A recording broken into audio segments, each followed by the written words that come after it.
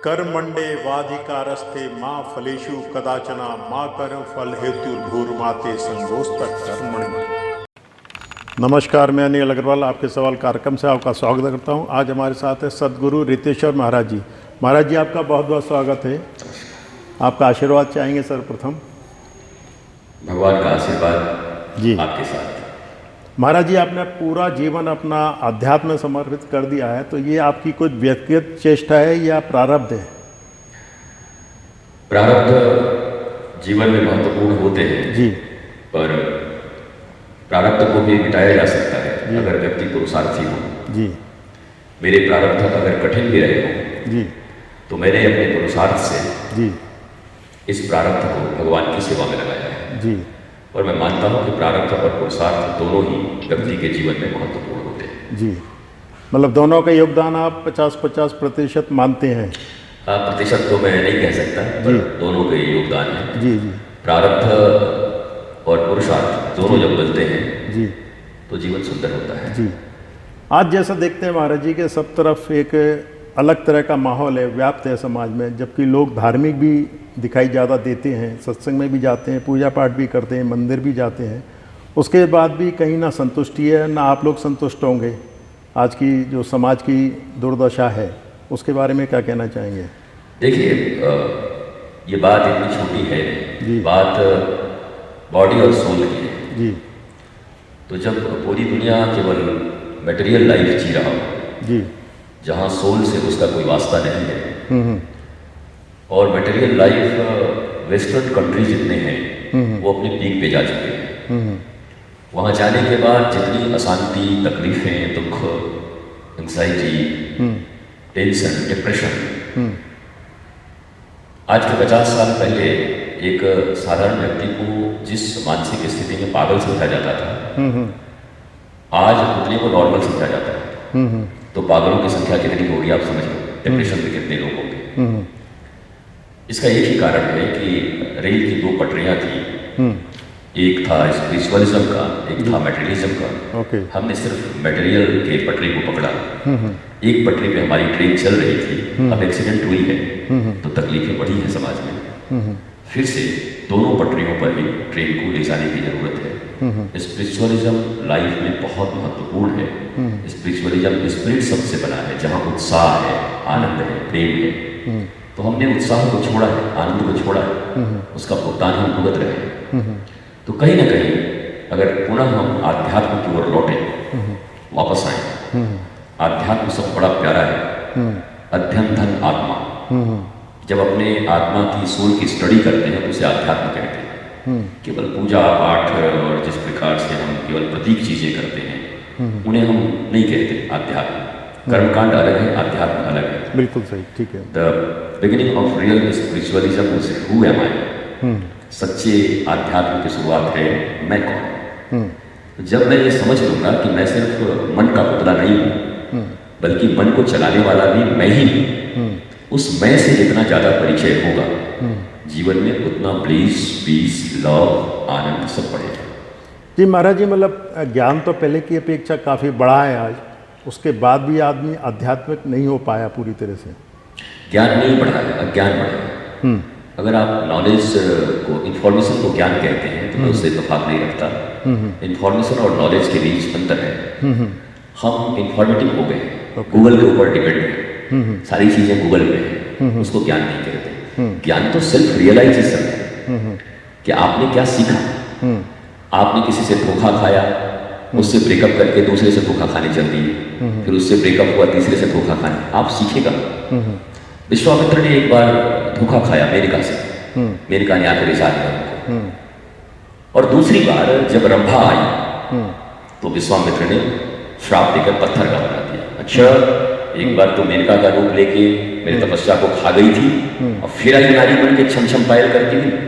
तो विश्वामित्र ने सीखा, एक गलती एक ही बार की और भगवान राम को यही पसंद आया, इसलिए उन्होंने गुरु बना दिया। वरना मर्यादा पुरुषोत्तम राम और किसी नायिका में भ्रष्ट ऋषि को अपना गुरु बनाए, हाउ इज इट पॉसिबल। तो ये जो इंडियन फिलॉसफी है, भारतीय दर्शन है, वो बहुत गहरा है। यहाँ भगवान ने विश्वामित्र को गुरु बनाकर ये संदेश दिया कि भूल न हो, ऐसा हो नहीं सकता। इंसान है, भूल करेगा, परंतु एक भूल से जो सीख ले और दोबारा वही भूल न करे उसे तो इंसान कहते हैं। बार बार एक ही भूल क्यों करे उसे पशु कहते हैं। तो हमारा समाज पशुता की ओर बढ़ रहा है। हम कहीं से ज्ञानी नहीं हो रहे हैं, हमने भौतिक चीजों को बढ़ा दिया है, हमारे इंफॉर्मेशन बढ़ गए हैं, पर हम हुए अज्ञानी, अंधकार में। डार्क लाइफ है हमारा, डिप्रेशन डार्क है, आपको दिखाई पड़ रहा है। तो ज्ञान बढ़ा नहीं है, ज्ञान घटा है। नहीं तो आज आप जिस समाज की कल्पना कर रहे हैं वो संभव है? नहीं, मैं बहुत ज़्यादा कुछ कल्पना करता नहीं। मैं अपनी लाइफ को मस्ती में जीता हूँ। इस पृथ्वी पर मैं अकेला आया और अकेला आकर मैं अपनी लाइफ को खूब एंजॉय कर सकूँ, आनंद में रह सकूँ। और मेरा ऐसा मानना है कि अगर गुलाब का फूल है तो जहाँ भी होगा महकेगा, पर गुलाब महकने के लिए बहुत परेशान है ऐसी बात नहीं है। वो है तो उसकी सूरज जाएगी। महाराज जी, आप जैसे आनंद में जीना तो व्यक्तिगत अपना भी कर सकते हैं अकेले में, पर आप जैसे समाज में सत्संग कर रहे हैं, भजन कर रहे हैं, लोगों को उपदेश दे रहे हैं, तो उसका भी तो कुछ कारण है समाज सुधारने के। व्यक्तिगत आनंद है जी। एक व्यक्ति को नौकरी करने में आनंद आता है, एक को गाड़ी बेचने में आनंद आता है, एक को बागवानी करने में आनंद आता है। मुझे लोगों से मिलकर रियल स्पिरिचुअलिज्म के विषय में बात कर, जब उनके चेहरे पे मुस्कुराहट आती है तो मुझे भी ज़्यादा मुस्कुराना आता है। जब लोग मुस्कुराते हैं, लोग सुखी होते हैं, तो मेरे भीतर का ब्लिस और बढ़ता है। और मुझे लगता है परमात्मा ने हर व्यक्ति को इसीलिए पृथ्वी पर भेजा है। रामकृष्ण परमहंस से किसी से पूछा रामकृष्ण परमहंस ने कि महात्मा का क्या लक्षण है? तो उसने कहा मिले तो खा ले, न मिले तो भूखा सो जाए। तो रामकृष्ण ने कहा वो तो कुत्ते का काम है, मिला तो खाया, नहीं तो सो गया। मिले तो बांट कर खाए, आनंद के साथ खाए, न मिले तो एक साथ एकादशी व्रत की तरह कीर्तन करते हुए और तब आनंद के साथ सोए। इसे मनुष्य, इसे महात्मा कहते हैं। तो अकेले खा लेना, जी लेना ये कोई बड़ी बात नहीं है। जब समाज प्रसन्न होता है, परिवार प्रसन्न होते हैं, तो हम भी प्रसन्न होते हैं। तो मेरी चेष्टा, मैं कोशिश कर रहा हूँ, लेकिन मैं डिप्रेस नहीं होता। अगर मैं किसी को कुछ बताऊं न सुने तो मैं एक्सपेक्टेशन नहीं रखता, मैं अपना काम करता और पूरे दिल से करता। और मुझे इस बात का सेटिस्फेक्शन होता है कि मैंने दिल से उस आदमी से बात किया, समझाया, उनको बताया। समझना न समझना उनका प्रारब्ध है, इसलिए मैं तो प्रसन्न रहता हूँ और इसी में बात बन भी जाती है, हजारों लोग भी प्रसन्न हो जाते हैं। तो इस तरीके से चलना ही मैं इसको अध्यात्म समझता हूँ। एक प्रश्न मन में आता है महाराज जी कि रामायण में लिखा हुआ है, 2 चौपाई हैं, कर्म प्रधान विश्व कर राखा। एक तो ये है, दूसरा ये हुई है जो राम से रखा। तो आप दोनों में किसको सच मानते हैं?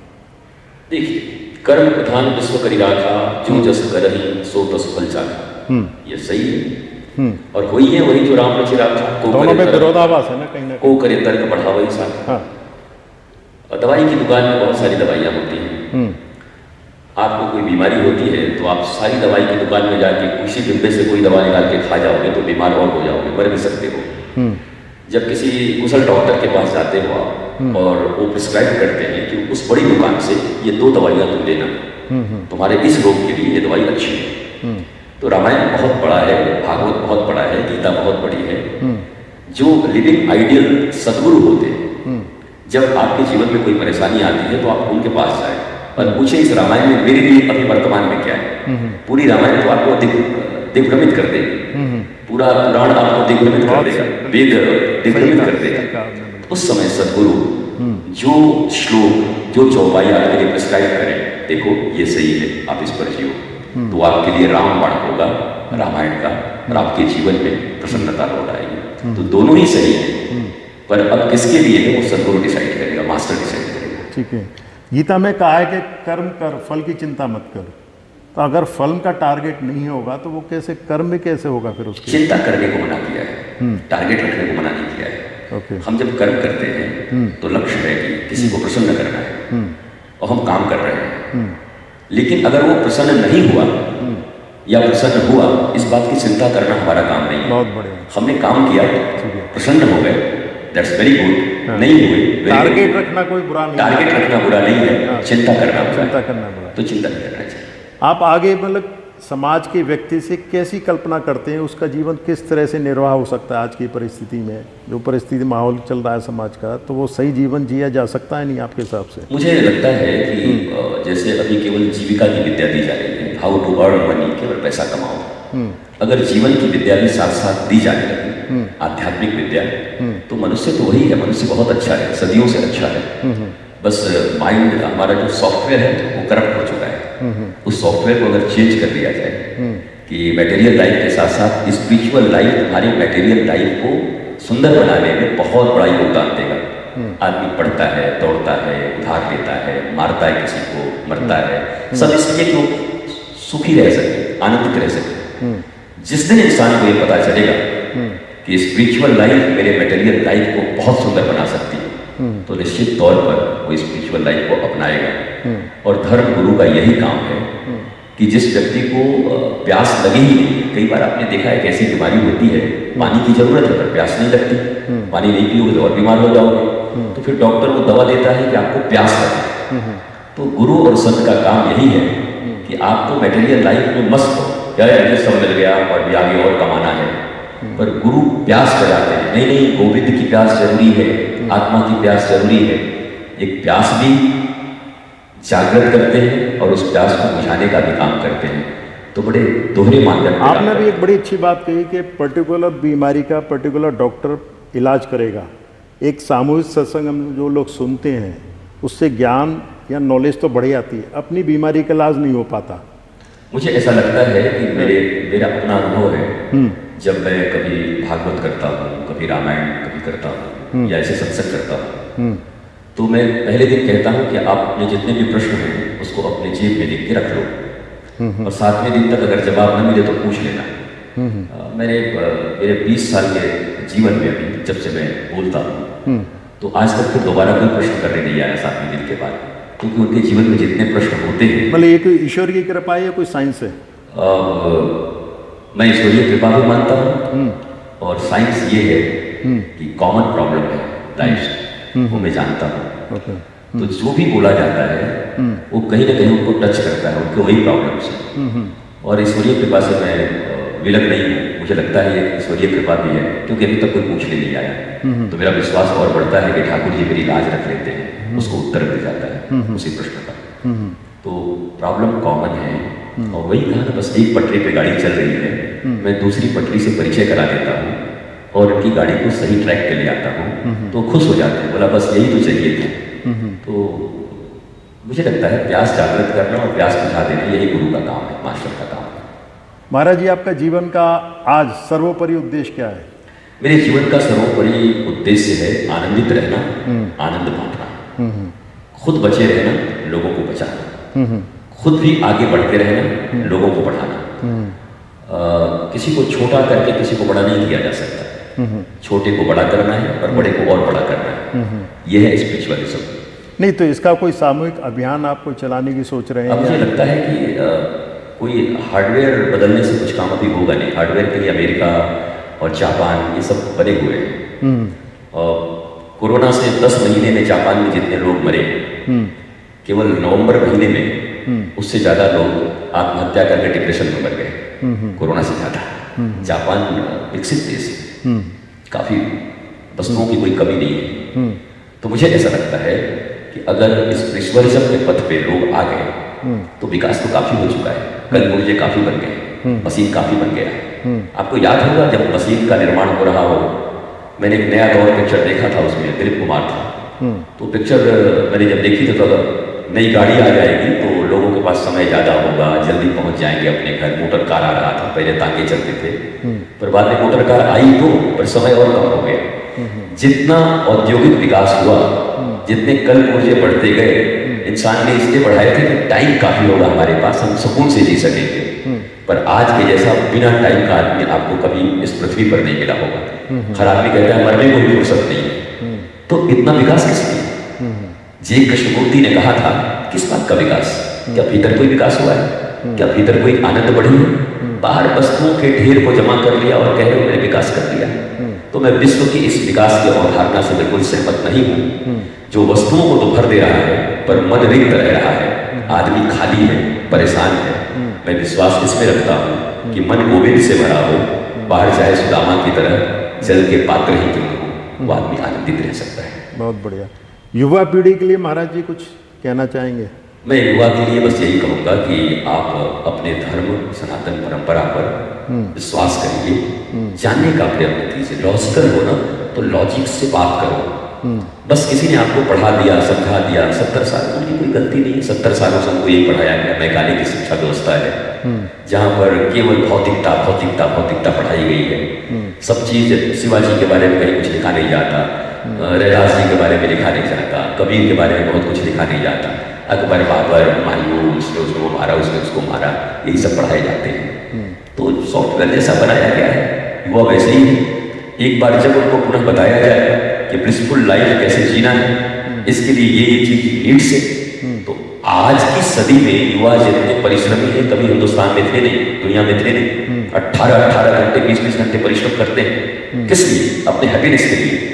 अगर उनको सही में पता चल गया कि स्पिरिचुअलिज्म के पथ पे चलने से मैं हैप्पी हो सकता हूँ, तो आज का युवा तो पुराने जमाने को भी पीछे छोड़ देगा। और मुझे लगता है इतनी भक्ति, इतना ज्ञान का सागर रहेगा कि मैं सतयुग और द्वापर की भी कल्पना उतना नहीं करता।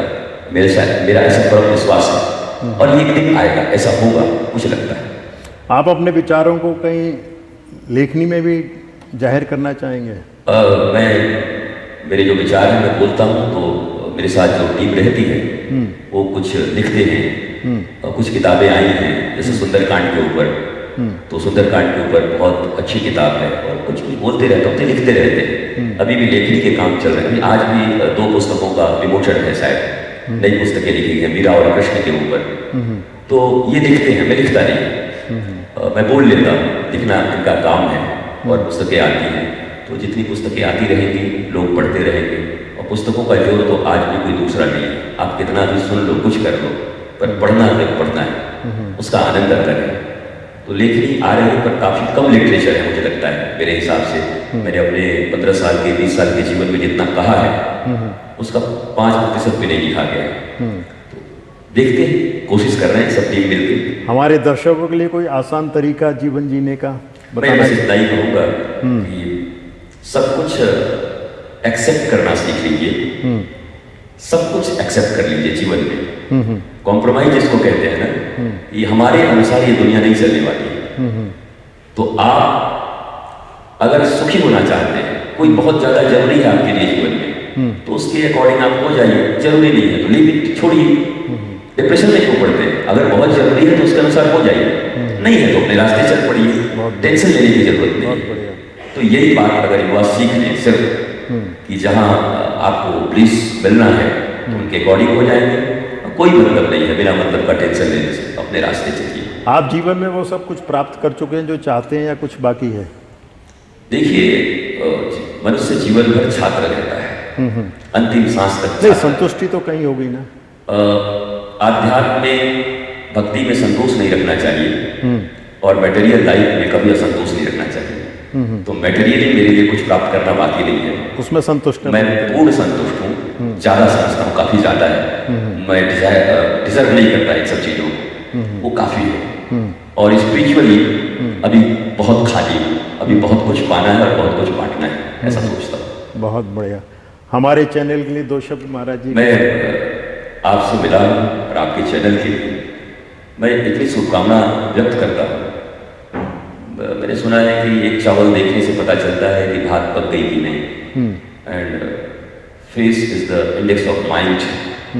पर आपके तो फेस ही नहीं, आपके विचार और आपके पुत्रों से भी मैं मिला, तो ये पूरा परिवार, मैं कोई औपचारिकता बस नहीं कह रहा हूँ, मुझे कहीं से परायापन का एहसास न हुआ। और आपसे मेरे लिए, आप समाज के लिए, देश के लिए, और इतने प्यार से आकर आज के समय में एक इंटरव्यू करके युवाओं तक और देशवासियों तक एक बात पहुंचाना जिससे उनके जीवन में थोड़ा लाभ हो, मैं इसे भी आपका निस्वार्थ सेवा मानता हूँ। आप भले कहेंगे मैं चैनल चलाने के लिए कर रहा हूँ, चैनल तो बहुत लोग चला रहे हैं, पर कभी भटकते भी नहीं इन सब चीज़ों में। तो परमात्मा ने आपको भी बहुत अच्छा एक बुद्धि, सद्बुद्धि दिया है और आप ये काम कर रहे हैं। मैं शुभकामना व्यक्त करता हूँ इस चैनल के लिए। ये चैनल करोड़ों लोगों तक नहीं, विश्व के प्रत्येक मानव तक पहुंचे। और मेरा पूर्ण विश्वास है कि आने वाले समय में ये चैनल बहुत आगे बढ़ेगा। हम धन्य हो गए आपके आशीर्वाद ग्रहण। मैं बहुत बहुत कृतार्थ हुआ आप यहाँ आए और आपने मुझसे बात की। धन्यवाद। हरे कृष्ण।